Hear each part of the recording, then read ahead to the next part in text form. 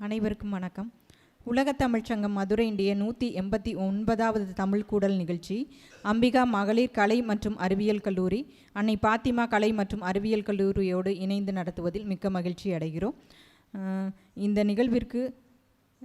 நிகழ்ச்சி 2 சிறப்பினை பெறுகிறது. மகாகவி பாரதியினுடைய பிறந்த நாள் இன்று.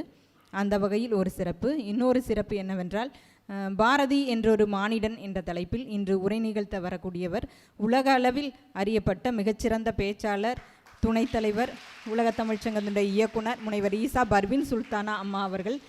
அந்த வகையில் இந்த நிகழ்ச்சி சிறப்பினை பெறுகிறது. அனைவருக்கும் வணக்கத்தினை தெரிவித்துக் கொண்டு நிகழ்ச்சியின் தொடக்கமாக தமிழ்த்தாய் வாழ்த்து.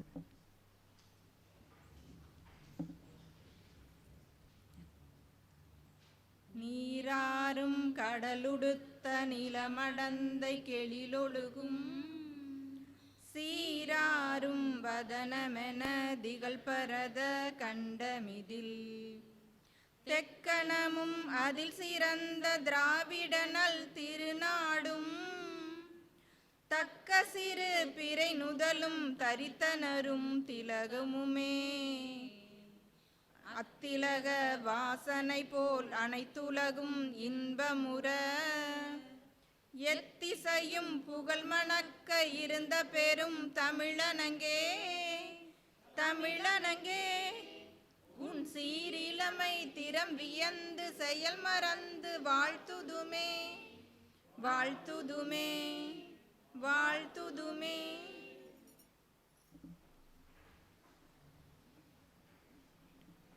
இந்த நிகழ்ச்சிக்கு அடித்தளமாக இருக்கக்கூடிய உலக தமிழ்ச்சங்கத்தினுடைய இயக்குனர் அம்மா அவர்களுக்கு முதற்கண் என்னுடைய வணக்கத்தினையும் வரவேற்பினையும் தெரிவித்து மகிழ்கிறேன். வணக்கம் அம்மா. இந்த நிகழ்ச்சியில் எங்களது அழைப்பினை ஏற்று வந்திருக்கக்கூடிய அம்பிகா மகளிர் கலை மற்றும் அறிவியல் கல்லூரியுடைய மாணவ கண்மணிகளையும் பேராசிரியர் பெருமக்களையும் வருக வருக என வரவேற்று மகிழ்கிறேன். அன்னை பாத்திமா கலை மற்றும் அறிவியல் கல்லூரியிலிருந்து வந்திருக்கக்கூடிய பேராசிரியர் பெருமக்களையும் மாணவ கண்மணிகளையும் வருக வருக என வரவேற்று மகிழ்கிறேன்.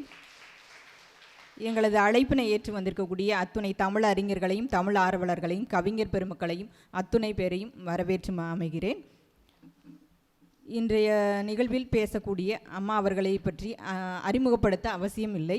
இருப்பினும் உலக அளவில் பேச்சாளராகவும் பேராசிரியராகவும் அறியப்பட்ட முனைவர் ஈசா பர்வீன் சுல்தானா அவர்கள் சென்னை பல்கலைக்கழகத்தில் முதுகலை தமிழ் பட்டமும் முனைவர் பட்டமும் பெற்றவர். 18 ஆண்டுகள் ஆசிரிய பணி அனுபவம் பெற்றவர். நீதிபதி பஷீர் அகமது கல்லூரியில் இணை பேராசிரியராக பணியாற்றியவர். 25க்கும் மேற்பட்ட ஆய்வு கட்டுரைகள் எழுதியிருக்கின்றார். தற்போது உலக தமிழ்ச்சங்கத்தின் துணை தலைவராகவும் இயக்குநராகவும் பணியாற்றி வருகின்றார். உலக அளவில் அறியப்பட்ட தமிழ் ஆளுமைகளில் ஒருவராக திகழும் இவர் தமிழ்நாடு அரசால் சொல்லின் செல்வர் விருது, பிரிட்டிஷ் இந்தியா தமிழ் வானொலியில் நட்சத்திர பேச்சாளர் விருது, தில்லி கம்பன் கழகத்தால் கம்பன் நாவரசி விருது, டோக்கியோ தமிழ்ச்சங்கத்தால் மொழியரசி விருது, பக்ரைன் தமிழ்ச்சங்கத்தால் மகாகவி பாரதியார் விருது உள்ளிட்ட ஏராளமான விருதுகளுக்கு சொந்தக்காரர். அம்மா அவர்கள் இன்று பாரதி என்றொரு மானிடன் என்ற தலைப்பில் உரை நிகழ்த்தி சிறப்பிக்க வருமாறு அன்போடு அழைக்கிறேன். வாருங்கள் அம்மா.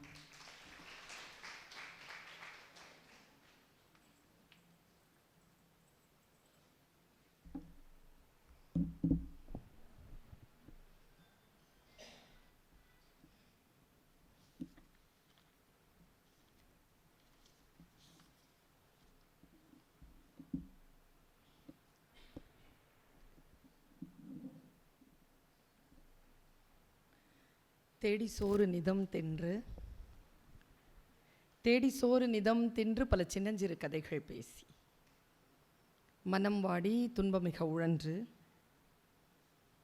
பிறர் வாட பல செயல்கள் புரிந்து நரை கூடி கிழப்பருவம் எய்தி கொடுங்கூற்றுக்கு இறை என பின்மாயும் பல வேடிக்கை மனிதரைப் போலே நானும் வீழ்வேன் என்று நினைத்தாயோ? என்னை சுடர்மிகும் அறிவுடன் படைத்து விட்டாய், வல்லமைத்தாராயோ இந்த மாநிலம் பயனுற வாழ்வதற்கு என்னும் மகாகவி சுப்பிரமணிய பாரதியின் பிரார்த்தனையை முன்வைத்து உலகத் தமிழ்ச்சங்கம் மதுரை அம்பிகா மகளிர் கலை மற்றும் அறிவியல் கல்லூரி மற்றும் அன்னை பாத்திமா கலை மற்றும் அறிவியல் கல்லூரி மாணவர்களும் ஆசிரியர்களும் இணைந்து நிற்க இன்றைக்கு பாரதியாரின் பிறந்த நாளை இந்த வளாகத்தில் கொண்டாடி மகிழக்கூடிய இந்த நேரத்தில் பாரதி என்றொரு மானிடன் என்கின்ற தலைப்பில் உங்கள் முன்னால் சில மணித்துளிகள் யோசிக்கலாம் என்று வந்திருக்கிறேன். பாரதியாரை பற்றி பேசுகின்ற பொழுதெல்லாம் நான் எப்பொழுதும் ஒரு பரவச நிலைக்கு சென்று விடுவது உண்டு. பாரதியார் என்கின்ற ஒரு மகாகவி 1000 வருடங்கள் ஓய்ந்து கிடந்த பின்னர் வாராதது போல் வந்த மாமணியாக வந்து வாய்ப்பவர்கள். இவர் 39 வயதிலே நம்மை விட்டு பிரிகிறார். அந்த 39 வருடத்திலே 11 வயதிலிருந்து பாட்டெழுத தொடங்குகிறார். நடுவிலே 12 ஆண்டுகள் அவர் எந்த கவிதையையும் எதையும் எழுதவே இல்லை. நீங்கள் 12, 11 சேர்த்து கொண்டால் 23 ஆண்டுகள், தான் வாழ்ந்த 39 ஆண்டுகளில் 23 ஆண்டுகள் அவர் கவிதை எழுதவில்லை. மிச்சமான அந்த 16 ஆண்டுகளில்தான்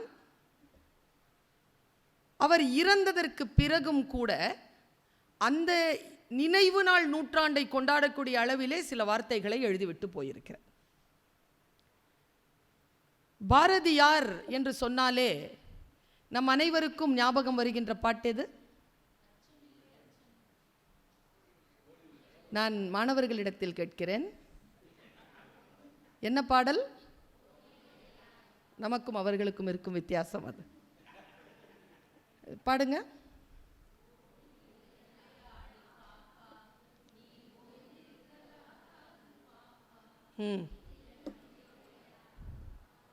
பாடுங்க. அப்புறம் நாம் அந்த 2 வரியில சிக்கி கொண்டோம். காலை எழுந்தவுடன் பின்னர் ஆமா மாலை முழுதும் என்று, அப்புறம்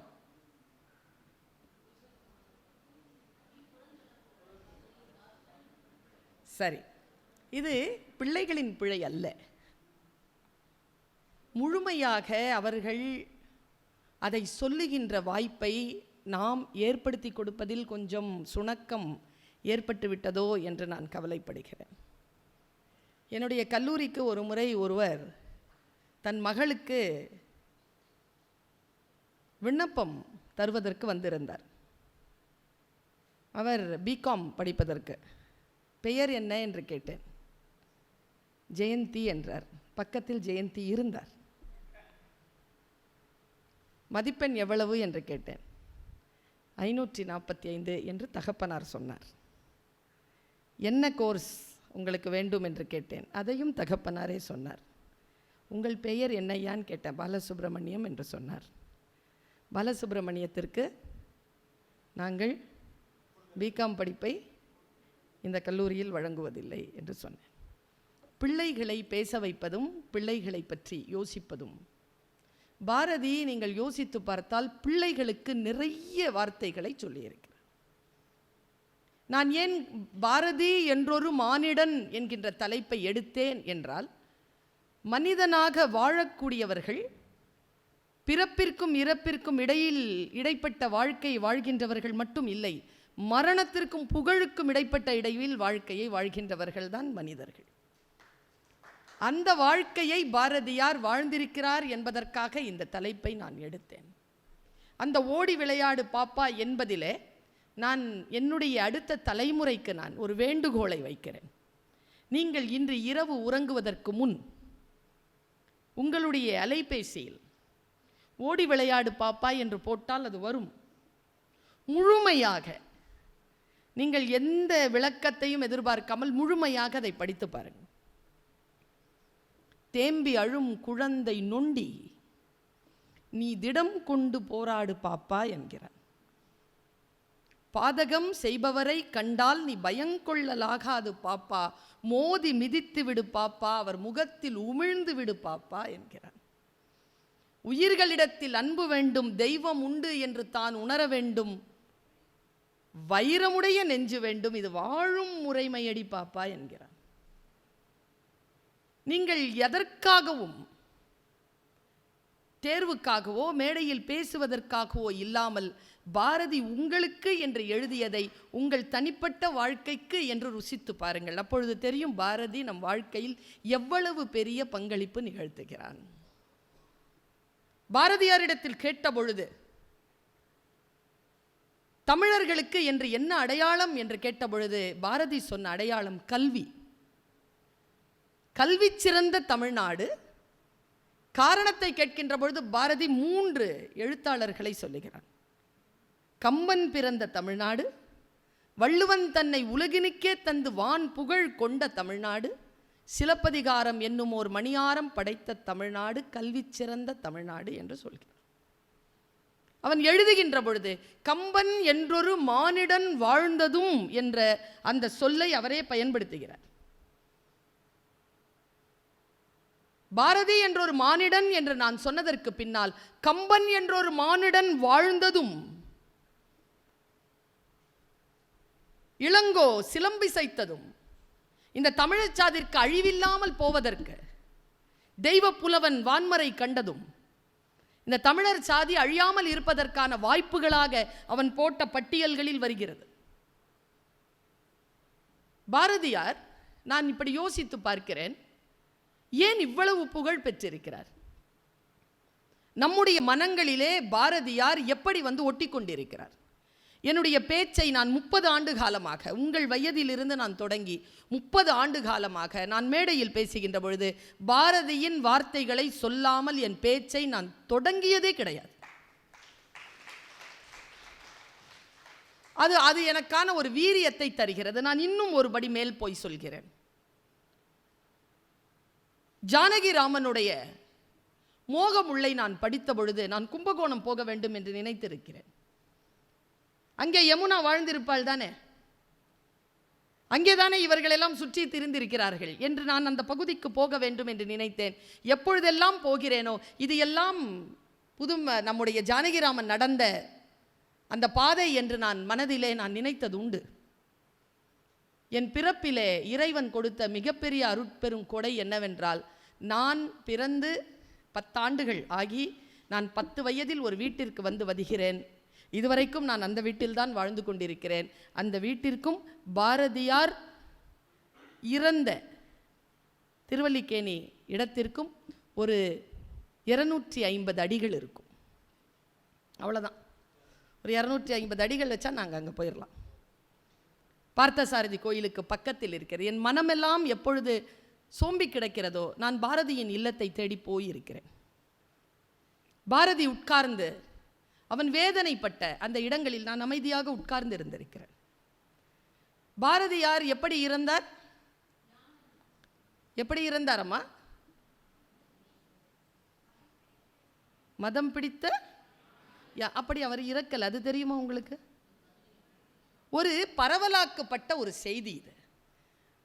தம்பி நான் ஏது செய்வேனடா என்கின்ற ஒரு நூலில் பாரதி புத்திரன் என்கின்ற ஒரு பேராசிரியர் பாண்டிச்சேரியில் இருக்கக்கூடிய, இப்பொழுது தமிழ்ப்புல தலைவராக இருக்கக்கூடிய பேராசிரியர் பா ரவிக்குமார் அவர்களுடன் இணைந்து நடத்திய ஒரு உரையாடலை தம்பி நான் ஏது செய்வேனடா என்ற ஒரு புத்தகத்தில் கள ஆய்வு செய்து அவர் ஒரு தகுதியான ஒரு செய்தியை பதிவு செய்கிறார். ஒரு பாரதிக்கு எப்பொழுதும் ஒரு பழக்கம் இருந்ததாம்.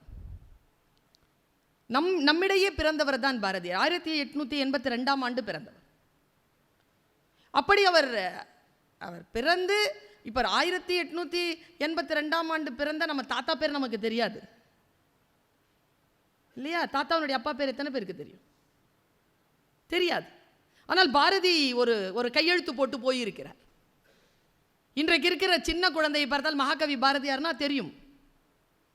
அந்த கையெழுத்தை தான் நான் பிள்ளைகளுக்கு அறிமுகம் செய்ய விருப்பப்படுகிறேன். பாரதியாருக்கு உயிர்களிடத்தில் நிறைய அன்பு உண்டு. பேரன்பு கொண்ட பாரதி உயிர்களிடத்தில் மாபெரும் அன்பையும் நம்பிக்கையையும் கொண்டவர். இன்றைய தலைமுறை தெரிந்து கொள்ள வேண்டிய மிக முக்கியமான செய்திகளில் ஒன்று உயிர்களிடத்தில் அன்பு செலுத்துவது. உயிர்களிடத்தில் அன்பு செலுத்துகின்ற பாரதியினுடைய படிநிலைகளை நான் காட்டிவிட்டு இந்த யானைக்குள் வருகிறேன். பாரதியாரிடத்தில் வறுமை இருந்தது. வறுமைக்குள்ளாக இருந்த பாரதி மிக உயர்ந்த சிந்தனைகளான வார்த்தைகளை எழுதினார்.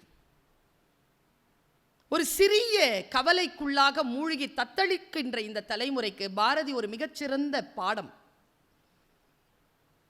வாழ்க்கையினுடைய அதி துன்பியலான ஒரு கட்டத்தில் கூட அவனுடைய எழுதுகோல் ஒருபோதும் துயரத்தையும் துன்பத்தையும் புலம்பலையும் எழுதியதே இல்லை. எத்தனை கோடி இன்பம் வைத்தாய் என் இறைவா என்றுதான் எழுதினான். வறுமையின் உச்சத்தில் கூட ஒருபோதும் அவன் தன் வாழ்க்கை நம்பிக்கையை விட்டு கொடுத்ததில்லை. அந்த மனிதனைத்தான் நான் உங்களுக்கு அறிமுகம் செய்கிறேன். இந்த தலைமுறைக்கு நான் அறிமுகம் செய்ய கடமைப்பட்டிருக்கிறேன். பாரதியார் இடத்தில் கேட்டார்கள், இப்போ நம்ம கிட்ட டக்குன்னு நீங்க எந்த சமூகத்தை சேர்ந்தவங்க அப்படின்னு கொஞ்சம் பாலிஷா கேட்டா நம்ம உடனே சொல்லிடுவோம். நீங்க எந்த மதம் சொல்லிடுறாங்க. நாம் மதத்தாலும் ஜாதியாலும் பிரிந்து கிடக்கின்ற பொழுது பாரதியின் எழுதுகோல் பாருங்களேன். நான் சமீபத்தில் மறைந்த ஈரோடு தமிழன்பன் அவர்கள் எழுதிய ஒரு வார்த்தை, சட்டைப்பையில் நிமிர்ந்து நிற்கும் பேனா வெற்றுத்தாளில் தலைகுனிகின்ற பொழுது இந்த உலகத்தை புரட்டி போடுகின்ற நெம்புகோலாகிறது என்பார் அவர். என்ன வார்த்தை பாருங்க. இந்த உலகத்தை புரட்டி போடுகின்ற நெம்புகோலாக அந்த பேனாவினுடைய நுனியை பேசுகிறார். அந்த பேனாவின் நுனி என் வாழ்க்கையில் நெம்புகோலாக எப்படி பயன்பட்டதுன்றதை சொல்றேன். பாரதியாரிடத்தில் கேட்டார்கள், என்ன ஜாதி ஓய், நீங்க என்ன ஜாதி? பாரதி வீறு கொண்டு பாடினான், காக்கை காக்கை குருவி எங்கள் ஜாதி. அப்புறம் அதுதான் விஷயமே. உயிர்களிடத்தில் அன்பு வேண்டும் என்று சொன்ன பாரதி, நானும் நீங்களும் நிற்கின்ற இடத்திலிருந்து அடுத்த கட்டத்திற்கு எப்படி உயர்கிறான் பாருங்க. காக்கை குருவி எங்கள் ஜாதி, நீள் கடலும் மலையும் எங்கள் கூட்டம். கடலும் மலையும் என்னுடைய கூட்டம். அப்புறமா அதைவிட மேலோக்கி உயர்கிறான், நோக்கும் திசையெல்லாம் நாம் அன்றி வேறு இல்லை, நோக்க நோக்க களியாட்டம். இந்த மகிழ்ச்சி இருக்கு இல்லையா, இந்த மகிழ்ச்சி ஞானத்தின் மிக உன்னதமான படியாக நான் கருதுகிறேன். காக்கை குருவி எங்கள் ஜாதி, நீள் கடலும் மலையும் எங்கள் கூட்டம், நோக்கும் திசையெல்லாம் நாமன்றி வேறில்லை, நோக்க நோக்க களியாட்டம். இதுதான் பாரதி. இந்த உயிர்களிடத்தில், உலகத்தின் இயக்கத்தில், பிரபஞ்சத்தின் இயக்கத்தில் நம்பிக்கை வைத்தவன் பாரதி. அந்த நம்பிக்கையில் தான் பார்த்தசாரதி கோவிலில் வெளியில் நிற்கின்ற யானையோடு அவன் பேசுவான். எப்பொழுதும் பேசுவான். ஜூக்கு போனாலும் பேசுவாராம். முக்கியமாக சிங்கத்துக்கிட்ட. செல்லம்மா அம்மா பேசுகிறாங்க. இதை அவங்களுடைய வானொலி இன்டர்வியூவில், நேர்காணலில் சொல்கிறாங்க. நேராக அந்த விலங்கியல் பூங்காவுக்கு போய் சிங்கத்துக்கு முன்னால் நின்னுட்டு, ஏய் வனராஜனே, கவிராஜன் வந்திருக்கிறேன், வரவேற்க மாட்டாயா? அப்பொழுது செல்லம்மா சொல்கிறார், நான் இறைவனிடத்தில் பிரார்த்தித்து கொண்டிருந்தேன், சிங்கத்திடமிருந்து பாரதியை காப்பாற்று என்று இல்லை, பாரதியிடமிருந்து சிங்கத்தை காப்பாற்று என்று நான் வேண்டிக் கொண்டிருந்தேன். இதே மாதிரி போய் நின்று கேட்டிருக்கா. இது குவளை கண்ணன் தந்த விளக்கம். இது நான் பேசுவது வரலாறு. நாங்கள் அங்கே ட்ரிப்ளிகன் தானே, அங்கே தான் நான் படித்த ஸ்கூலும் அங்கே தான். ஒரு 10-8 வச்சா எங்களுக்கு பார்த்தசாரதி கோவில். அந்த கோவில் வளாகத்தில் தான் பாரதியார் யானைக்கிட்ட பேசியிருக்கார். பிரசாத தட்டை எடுத்துட்டு வந்து யானைக்கிட்ட நின்று இருக்கார். கஜராஜனே, கவிராஜன் வந்திருக்கிறேன், பிரசாதத்தை ஏற்றுக்கொள் அப்படின்னு கையில் கொடுத்த உடனே அதுக்கு அன்னைக்கு மதம் பிடிச்சிருந்தது. இவர் வெளியில் நீனாவது கொடுத்துருந்துருக்கலாம், இவர் கம்பியை தாண்டி உள்ளே போய் கொடுக்குறாரு. கோபத்தில் யானை தட்டை தட்டிருச்சு, அந்த காற்றுல எகிரி விழுந்துட்டார் தலைவர். விழுந்துட்டார் கீழே, மயக்கமாயிட்டு. குவளை கண்ணன் இதை செய்தி தெரிஞ்சவுடன் ஓடி வந்து உள்ளே நுழைஞ்சி காப்பாற்றி கொண்டு வந்து ராயப்பேட்டை மருத்துவமனையில் சேர்க்கிறார்.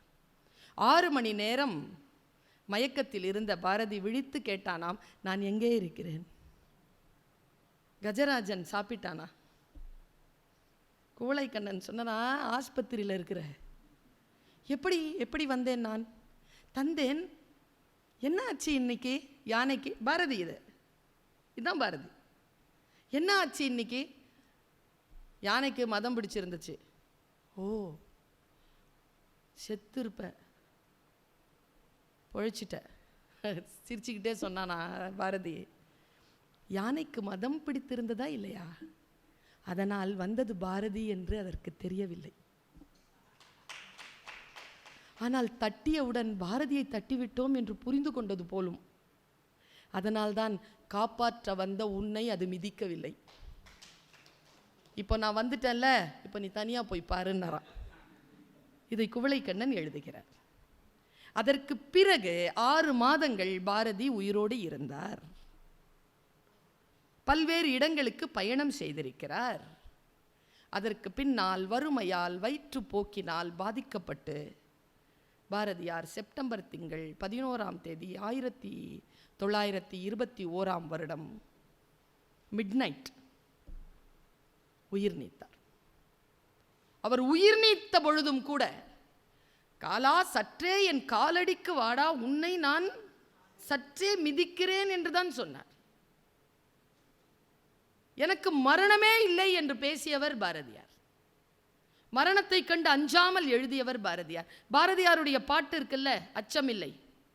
நீங்க வீட்டுக்கு போய் அந்த அச்சமில்லை பாட்டையே ஒரு வாட்டி போட்டு படிச்சு பாருங்க. அச்சமில்லை அச்சமில்லை, அங்கதான் பாயிண்டே, கவிதையா தான். அச்சம் என்பது இல்லையே. அடுத்தது என்ன வார்த்தை? அது உச்சி மீது வான் இடிந்து விழுகின்ற போதிலும், இச்சகத்தில் உள்ளோர் எல்லாம் எதிர்த்து நின்ற போதிலும். அந்த நிலைக்கு வந்து பாருங்களேன். அவன் அச்சத்தை பற்றி நிறைய பேசுவார். பாரதியினுடைய மிக முக்கியமான பாட்டில் என்னை கவர்ந்த ஒரு பாட்டு விநாயக நான்மணி மாலை. விநாயகர் நான்மணி மாலையில் பாரதியார் எழுதுகின்ற பொழுது, அச்சம் இல்லை, அமுங்குதல் இல்லை, நாணுதல் இல்லை, நடுங்குதல் இல்லை, எது நேரிடும் இடர்பட மாட்டோம், அண்டம் சிதறினாலும் கலங்க மாட்டோம், கடற் பொங்கி எழுந்தாலும் அஞ்ச மாட்டோம், யாருக்கும் அஞ்சோம், எதற்கும் அஞ்சோம், எப்பொழுதும் அஞ்சோம் என்கிறார். அந்த படிநிலைகளை பார்த்தா நடுக்கம் வந்துடும் உங்களுக்கு. ஆனால் நடுங்காமல் இருப்பதற்காகத்தான் அவன் பாடினான். யாரையும் பார்த்து அச்சப்படாதீர்கள் என்று பாடுகிறார். பாஞ்சாலி சபதம் என்கின்ற ஒரு பகுதியை பாரதியார் எழுதியிருக்கிறார். பிள்ளைகளே, பாரதி என்கின்ற ஒரு மானிடன் இந்த பூலோகத்தில் வாழ்ந்திருக்கின்றதற்கான அடையாளமாக தன் வாழ்க்கையை, தன் வார்த்தையை விட்டுவிட்டு போயிருக்கிறார். அவனுடைய குயில் பாட்டு, அவனுடைய கண்ணன் பாட்டு, அவனுடைய பாஞ்சாலி சபதம், இது மிக மிக முக்கியமான ஆக்கங்கள். பாஞ்சாலி சபதத்தில் பாரதியார் எழுதுகின்ற பொழுது பாஞ்சாலியை பாரத மாதேவியாகத்தான் அவர் பார்த்தார். தன்னுடைய பாரத நாட்டிற்கு ஒரு துன்பம் நேரிட்டதாகத்தான் அவர் பாஞ்சாலி சபதத்தை எழுதுகிறார். பாஞ்சாலியை வைத்து இழந்த பொழுது அந்த இடத்தில் நிகழ்ந்த பிரபஞ்ச கலவரத்தை ஒரு 10 வரிகளில் எழுதியிருப்பார். அந்த 10 வரிகளை பிள்ளைகளை நீங்கள் படித்துவிட வேண்டும் என்று நான் எதிர்பார்க்கிறேன்.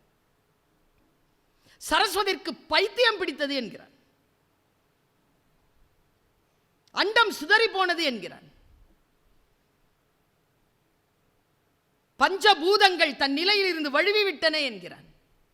இது எல்லாம் அவன் வெறும் பாஞ்சாலி என்கின்ற பாத்திரத்திற்காக அவன் எழுதவில்லை, பாரத நாட்டிற்காக எழுதுகிறான். நான் ரொம்ப ஆச்சரியப்பட்டு பார்க்கிறேன் பிள்ளைகளை. பாரதியார் தமிழில் பேசக்கூடிய ஒரு குடும்பத்தில் பிறந்து விட்டார். ஒருவேளை அவர் வட இந்தியாவில் பிறந்திருந்தால் அவருக்கு நோபல் பரிசு கிடைத்திருக்குமோ? குயில் பாட்டுக்காகவே கிடைத்திருக்கும். எனக்கு அந்த வேதனை உண்டு. கீதாஞ்சலியை எழுதியவருக்கு கிடைத்தது, குயில் பாட்டு எழுதியவனை ஏன் நாம் மறந்து போனோம்? ஏனென்றால் கீதாஞ்சலி அவர்கள் உலக மொழிகளில் கொண்டு போனது போல் நாம் குயில் பாட்டை கொண்டு போகவில்லையோ? சென்றிடுவீர் எட்டு திக்கும், கலை செல்வங்கள் அத்தனையும் கொண்டு வந்து இங்கு சேர்ப்பீர் என்கிறார். அவனுடைய அந்த விஷன் இருக்குல்ல பிள்ளைகளா. நானெல்லாம் தாழ்த்தப்பட்ட பிற்படுத்தப்பட்ட ஒரு வகுப்பிலே பிறந்து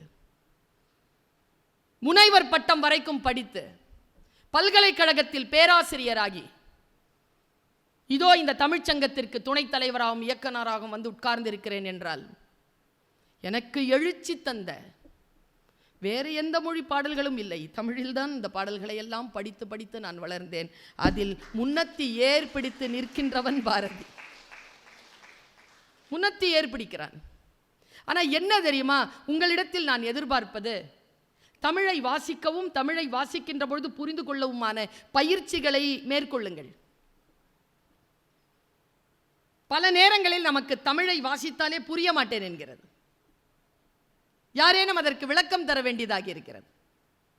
யாருடைய உதவியும் இல்லாமல் ஒரு பாடலை படித்து புரிந்து கொள்ளக்கூடிய ஆற்றல் பெற்றுவிட்டால் நான் சொல்லுகிறேன், உலக செல்வங்கள் அனைத்தையும் நீங்கள் வென்றுவிட்டதாக பொருள். ஒன்றை வாசித்து புரிந்து கொள்ளுதல். நான் பாரதியை பற்றி நேற்று சிந்தித்துக் கொண்டிருந்தேன். பாரதியார் வறுமையில் இருக்கிறார். நேற்று ஒரு வேலை நடந்திருக்கிறது, 7ஆம் தேதி நடந்திருக்கிறது. எட்டயபுர அரண்மனையில் பாரதியாரின் சிலை ஜதிப்பல்லக்கத்தில் வைத்து எடுத்துக்கொண்டு செல்லப்பட்டு நிறுவப்பட்டிருக்கிறது. நான் இந்த காட்சி அப்படியே உங்ககிட்ட கொண்டு வந்து நிறுத்துறேன். மனித மனதிற்கு என்ன ஆற்றல் உண்டு என்றால், தீவிரமாகவும் ஆழமாகவும் நினைக்கக்கூடிய எண்ணங்களுக்கு பிரபஞ்சம் பதில் சொல்கிறது. நாம எங்க சிக்கிக்கிட்டு இருக்கோம் தெரியுமா? ஆழமான சிந்தனைகள் மீது வைராக்கியமாக நாம் அதை செயல்பாட்டிற்கு மாற்றுவதற்காக நாம் நினைப்பதே இல்லை. நினைத்தால் அது வந்து சேர்கிறது. இந்த தலையில கையை வச்சுட்டு ஒரு பிள்ளை உட்கார்ந்துருக்கான். கவலை அவனுக்கு. ஒரு 20 வயது இருக்கும் அவனுக்கு, அதை விட குறைவாகத்தான் இருக்கும். இந்த உலகத்திலேயே மருந்தே இல்லாத மாபெரும் நோய் கவலை என்கிறான் பாரதி. கவலை மட்டும் பட்டு விடாதே, அதற்கு மருந்தே கிடையாது. மனம் இருக்குல்ல, அதை ரொம்ப சுத்தமா வச்சிருங்கிறான். சுத்தமா எப்போ மனசு இருக்கும்னா அமைதியா இருக்கும்போது சுத்தமா இருக்கும். மனதை அமைதிப்படுத்துவது. துணி வெளுக்க சாம்பல் உண்டு எங்கள் முத்து மாரியம்மா எங்கள் முத்து மாறி, மனம் வெளுக்க சாம்பல் இல்லை எங்கள் முத்து மாரியம்மா எங்கள் முத்து மாறி. பாரதி. எட்டயபுரத்திற்கு ஜதிப்பல்லக்கிலே வந்து சேர்கிறது பாரதியின் சிலை. அரண்மனை மகாராஜாவாக இப்பொழுது இருக்கக்கூடியவர் அதை தாங்கி கொண்டு வந்து நிறுத்தி அதற்கு மாலையெல்லாம் போட்டு பொற்பையெல்லாம் கொடுக்கிறார். இப்படியே நீங்க அப்படியே பின்னால போங்க. 1919ஆம் ஆண்டு, அடுத்த 2 வருஷத்துல பாரதி செத்து போறார். அந்த 19வது வருஷத்துல பாரதிக்கு வறுமையின் உச்சத்தில் இருக்கும் பாரதிக்கு பக்கத்தில் இருக்கின்ற நண்பர்கள் சொல்லுகிறார்கள், நீ எட்டயபுரக்காரன் தானே, அந்த மகாராஜாவுக்கு ஒரு கடிதம் எழுத, ஒரு ரெக்கமெண்டேஷன் லேட்டா, எனக்கு ஏதாவது செய், உனக்கு நீயே ரெக்கமெண்ட் பண்ணிக்கோ. பாரதி சிரிச்சுக்கிட்டே கேட்டாரா, அதனால என்ன நடக்கும்? இல்லை, உனக்கு ஏதேனும் நிதி உதவி கிடைக்கும் இல்லையா, இப்போ நம்மளாம் ஸ்காலர்ஷிப் வாங்கலையா, அந்த மாதிரி எழுது. கடிதம் எதுக்கு? சீட்டுக்கவி எழுதுறேன்னு எழுதுறான்.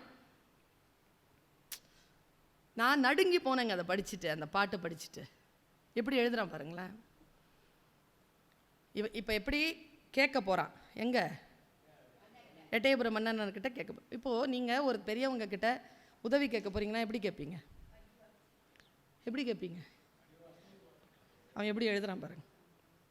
சுவை புதிது, பொருள் புதிது, வளம் புதிது, சொல் புதிது, ஜோதிமிக்க நவக்கவிதை, என்னாலும் அழியாத மா கவிதை. அடுத்த வரி, வேந்தனே ராஜால ஒரு நின் நயப்படு சந்நிதி தனிலே, நின் நயப்படு சந்நிதி தனிலே நான் பாட நீ கேட்டு நன்கு போற்றி ஜெயப்பறைகள் சாற்றுவித்து சாலுவைகள் பொற்பைகள் ஜதிப்பல்லக்கு வயப்பரிவாரங்கள் முதல் பரிசளித்து பல்லூழி வாழ்க. எனக்கு ஏதாவது கொடுத்து நல்லபடியாக வாழ்ந்துக்கோங்கிறான். இது எட்டயபுரம் மகாராஜாக்கு போனச்சான்னு தெரியலிங்க. இறந்துட்டாருங்க அவர் 2 வருஷத்தில். நீ தெரிஞ்சுக்கோ, அவர் இறந்து 100 வருஷத்துக்கு அப்புறமா அவருடைய உருவச் சிலையை அங்கேயே ஜதிப்பல்லக்கில் கொண்டு போய் அதே மகாராஜா நிற்க வச்சாருன்னா இது பாரதிக்கு மட்டுமா நடக்கும்? ஏன் உனக்கு நடக்காதா என்ன? ஏன் எனக்கு நடக்காதா என்ன? எல்லோருக்கும் நடக்குமாம்மா.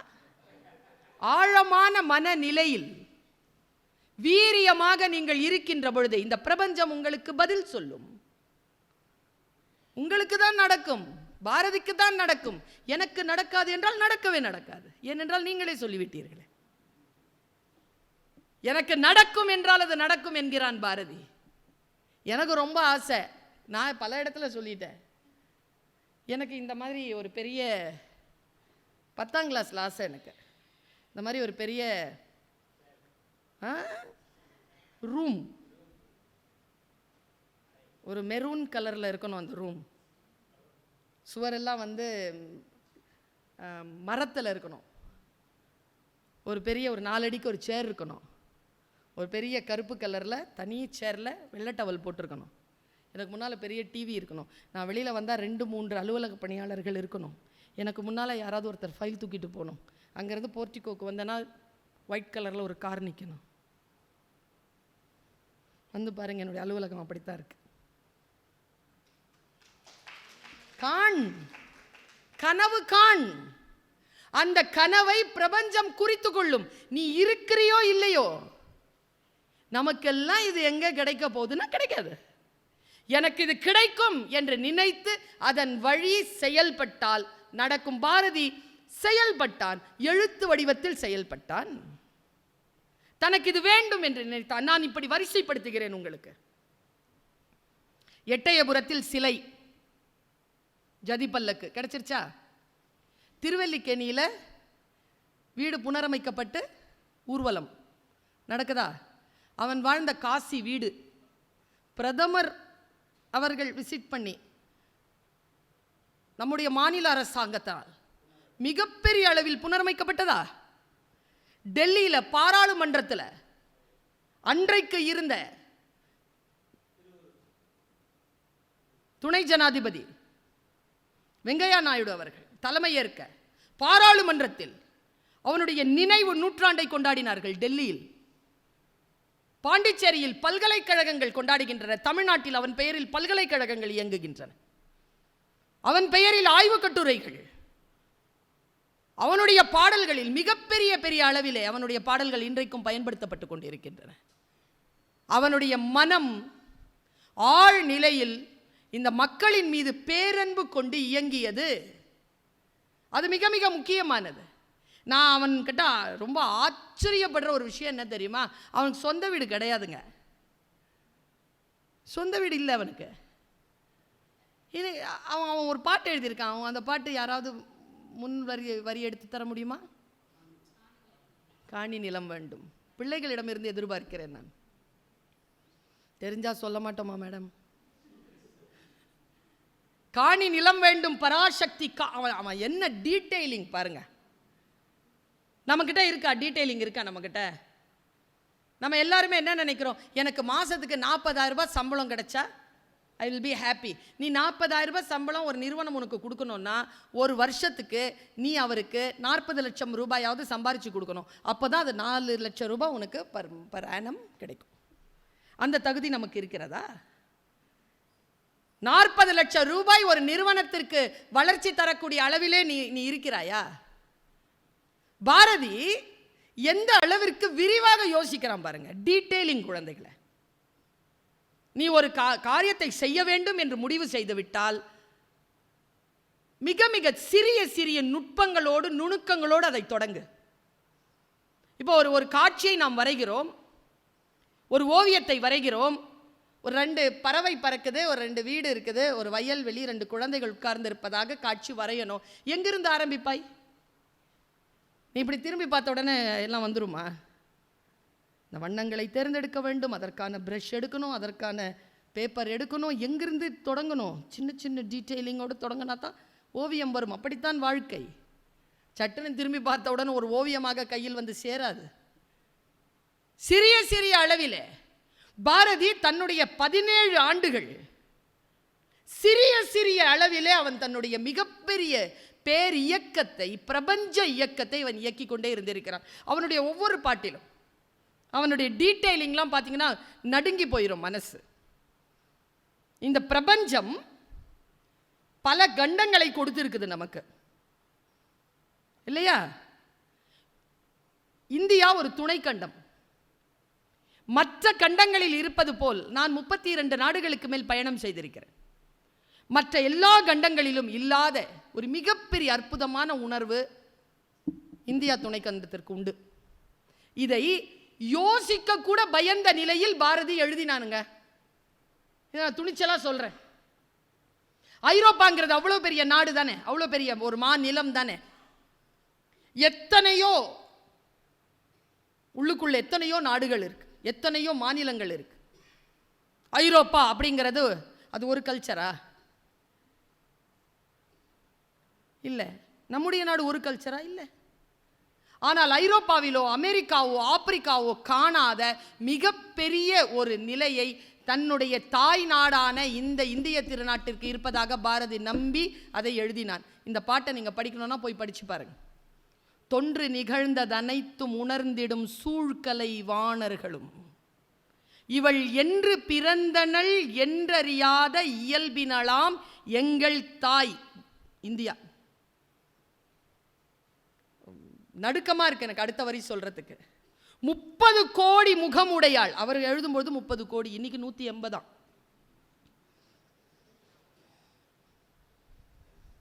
30 கோடி முகமுடையாள் எனில் மொயம்புற ஒன்றுடையாள். அவள் செப்பு மொழி 18 எனில் சிந்தனை ஒன்றுடையாள். இப்படி பாட முடியுமா? நீங்க காஷ்மீர்ல போய் ஒரு தாய்க்கட்டை நீங்க என்ன எதிர்பார்க்கிறீங்களோ, நீங்க வடுகப்பட்டி வந்து ஒரு தாய்க்கட்டை பண்ணாலும் அந்த உணர்வு அப்படியே இருக்கும். அந்த இந்திய மரபுன்னு ஒன்று இருக்குல்ல, அந்த சிந்தனைன்னு ஒன்று இருக்குல்ல, அந்த சிந்தனையின் ஒருமைப்பாடை பாரதி இதில் பேசுகிறார். யாரும் யோசிப்பதற்கே பயந்த நிலையில் எல்லாம் பாரதி எழுத்தாக வடித்து அனுப்புகிறான். அவனுடைய சுதேசமித்திரன் எடுத்து படித்து பாருங்கள். நான் அவருடைய வார்த்தை கொஞ்சம் மணிப்பிரவாளம் இருக்கும் அவரிடத்தில். சமஸ்கிருத சொற்களை நிறைய பயன்படுத்துவார். ஆனால் என்னன்னு தெரியல, சுப்ரத்தனம் ஐயா தன்னை பாரதி தாசன் என்று அறிவித்தார். நான் இந்த நேரத்தில் சொல்றேன், பாரதி எனக்கு ரொம்ப பிடிக்கும். இன்னைக்கு பாரதியினுடைய பிறந்த நாள். ஆனால் என்னை பொறுத்த அளவில் ஆழ் மனசில் சொல்கிறேன். நான் கம்பனை வாசிக்கிறவள், திருவள்ளுவரை வாசிக்கிறவள், நான் தேவார திருப்பதிகங்களை வாசிக்கிறவள், நான் பைபிளை வாசிக்கின்றவள், நான் குரானை வாசிக்கின்றவள், எல்லாம் பேரிலக்கியங்கள். ஒரு 10 பேரை நீங்கள் என்னை சொல்ல சொன்னீங்கன்னா, 10 கவிஞர்கள் பேரை எழுத சொன்னீங்கன்னா, நான் ஃபஸ்ட்டு யாரை தெரியுமா? என் வாழ்க்கையில் நான் ரொம்ப பெரிய ஆள் இல்லை, குட்டியான ஆள் தான். பாவேந்தர் பாரதிதாசன் தான் என்னுடைய முதல் சாய்ஸ். ஆனால் அவர் தன்னை பாவேந்தர் பாரதிதாசன் என்று தன்னை பாரதிதாசனாக சொல்றார். எனக்கு இந்த இடத்தில் நான் நிறுத்துகிறேன். எங்கெங்கும் காணினும் சக்தியடா என்று அவர் பாடிய பாட்டை பார்த்தவுடன் பாரதியார் அவரை அழைத்து, இவன் கவிதா மண்டலத்தை சார்ந்த கனக சுப்புரத்தினம், பாரதி என்னும் கவிதா மண்டலத்தை சார்ந்த கனக சுப்புரத்தினம் என்று தன்னில் அழைத்து கொண்டார். பாவேந்தர் பாரதிதாசனாரை தனக்குள் ஒடுக்கி கொண்ட பாரதி தன்னுடைய கவிதைகளில் எழுதுகின்ற பொழுது சின்ன சின்ன விஷயங்களையும் மிக அழுத்தமா ஒரு சொல்ல கூடங்க, நான் இப்படி துணிச்சலா சொல்றேன். பட்டுக்கோட்டை கல்யாண சுந்தரம் பாரதியார், பாரதிதாசனார் இவர்களுடைய கவிதைகளை வாசிக்கின்ற பொழுது ஆங்கிலத்தில் சொன்னால் you cannot replace the words. ஒரு வார்த்தையை தூக்கி இன்னொரு வார்த்தையை போடவே முடியாது. அது போட்டாலே அந்த பாட்டினுடைய உருவம் கெட்டு போயிடும். முழு உரிமை உடையவர்கள், ஒரு பாட்டுக்கு அவர்கள் தான் உரிமைனா அவர்கள் தான், அவங்கள போற மிமிக்ரி பண்ணவே முடியாது. பாரதியாரினுடைய இந்த பாடல் காணி நிலம் வேண்டும் பராசக்தி காணி நிலம் வேண்டும், ஒரே ஒரு 10 வரி இருக்கு. நான் ரொம்ப டீட்டெயிலிங்காக அதை படிக்கிறேன், ரொம்ப நுட்பமாக படிக்கிறேன், ஒவ்வொரு சொல்லையும் குறித்து குறித்து படிக்கிறேன். என் மனசில் ஒரு காட்சி, நான் இதை ஒரு புத்தக கண்காட்சியில் பேசியிருக்கிறேன். இப்போ நீங்கள் கடவுள் நம்பிக்கை கொண்டவர்கள் இங்கே எத்தனை பேர்? மாணவிகள், மாணவர்கள்? ஓ இருக்கு. அதை இப்போ தம்பி மாலையே போட்டிருக்கு முருகனுக்கு. சரி, கடவுள் நம்பிக்கை இருக்கு தானே?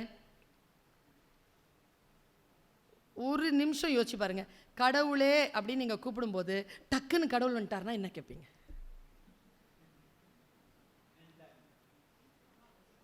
பாரதியார் சக்தி அப்படின்னா சக்தி வந்துட்டா, அதான் இந்த பாட்டு. எப்பவுமே எங்கேயும் போய் முட்டுச்சந்தில் அப்படி நின்றுடக்கூடாது கடவுள்கிட்ட பேசும்போது. அன்னைக்கு அப்படித்தான் ஒரு பெரியவங்க, ஒரு ஐஏஎஸ் ஆஃபீஸர், அவங்கக்கிட்ட பேசுகிறதுக்காக ஒரு பையன் வரான். அந்த டீச்சர் கொண்டு வந்து நிறுத்துறாரு. அவன் ஒரு 3 நிமிஷம் பேசணுமா கலெக்டர்கிட்ட, அவன் ஏதோ உதவி கேட்குறான், ரொம்ப நல்ல பையன், ஆனால் அவன் புள்ளிங்கோ மாதிரி இருக்கிறான். தலையெல்லாம் கொந்தி, கையிலெல்லாம் இது காதுலெல்லாம் கம்மல் போட்டுட்டு இப்படி நடக்கிறான். சரி, ஆனால் டீச்சருக்கு தெரியுது அவன்கிட்ட என்னமோ இருக்குன்னு. அவர் அங்கே அனுப்பிட்டார். இப்போ கலெக்டரும் அந்த பையனை நிற்கிறாங்க. மாபெரும் தமிழ் கனவு நான் பேசிட்டு உட்காந்துருக்கேன். இப்போ 2 பேரும் இப்படி நிற்கிறாங்க. 3 நிமிஷம், 3 நிமிஷம் தான் டைம். அதுக்குள்ளே அவன் என்ன பேசுகிறானோ பேசிடலாம். கலெக்டர்கிட்ட போய் நின்னெல்லாம் பேச முடியாது. அந்த டைமில் அவன் என்ன கேட்டாலும் கிடைக்கும். அந்த டைமில் பார்த்து அவனுடைய பேக்கெட்டில் ஃபோனு வேகமாக லப லப லப லப லபன்னு அடிக்குது. என்ன பாட்டு? ரத்த கொதிப்பு, ரத்த கொதிப்பு, மாமனாருக்கு ரத்த கொதிப்பு. அப்படி அடிச்சுட்டு அடுத்த பாட்டு என்ன சொல்லுது? நான் அடித்தா தாங்க மாட்டேன், 4 நாள் தூங்க மாட்டேன். அந்த அம்மா கொஞ்சம் நேரம் நின்றுட்டு தாண்டி போயிட்டாங்க. அந்த பையனுக்கு எதுவுமே கிடைக்கல. அவன் அதை ஆஃப் பண்ண கூட மாட்டேங்கிறான், நின்று சிரிச்சுக்கிட்டு நிற்கிறான். வாய்ப்பை விட்டானா? எந்த இடத்தில் வாய்ப்பை விடக்கூடாதோ அந்த இடத்தில் பாரதி வாய்ப்பை விடவே இல்லை. நான் சொல்லுகிறேன், இந்த பாடல் தான், இந்த ஜதிப்பல்லக்குக்காக அவன் எழுதிய அந்த பாடல் தான் இன்றைக்கும் இந்த பிரபஞ்சம் அதை கையில் எடுத்துக்கொண்டு சுற்றி கொண்டிருக்கிறது. ஏதோ ஒரு வகையில் ஒரு சொல் வரும் குழந்தைகளே, அந்த சொல் உங்களை அப்படி தூக்கிக்கோ, பிரபஞ்சம் தன் கையில் தூக்கிக்கோ. பாரதியை கையில் அடைத்து கொண்ட பாட்டு பாருங்க. சக்தி அப்படின்னா சக்தி, பராசக்தி வந்துட்டா. காணி நிலம் வேண்டும் பராசக்தி. Sanction, sanction. நம்ம காணி நிலம்னா எவ்வளோ பெரிய நிலம், கம்முன்னு போயிட முடியாது. ஈரு போவாத, 8 என்ன வேணும் தான் கொடுத்துட்டேனே. காணி நிலம் வச்சா நான் என்ன பண்ணுறது? அங்கே தூணில் அழகியதாய் நன் மாடங்கள் துய்ய நிறத்தினதாய் அந்த காணி நிலத்திடையே ஒரு மாளிகை கட்டித்தர வேண்டும். எப்படி வேலை வைக்கிறானே? எங்கள் அம்மா சொல்லுவாங்க, கடவுள் அங்கே தான் நிற்கிறாராம், நம்ம என்ன வேலை சொன்னாலும் செய்வாராம், அவர்கிட்ட நம்ம வேலை கொடுக்குறதே இல்லையா, அவருக்கும் வேலை கொடும்பாங்க எங்கள் அம்மா. பிரார்த்தனையில் அவருக்கும் வேலை கொடு. நீ இதை பார்த்துக்க, என்னால் இதெல்லாம் பார்க்க முடியாது. அவன் சொல்லுவான் தெரியும், அந்த படம் பார்த்துருக்கீங்களா? பாரதி படம் பார்த்துருக்கீங்களா? டூட் பார்த்துட்டிங்களா?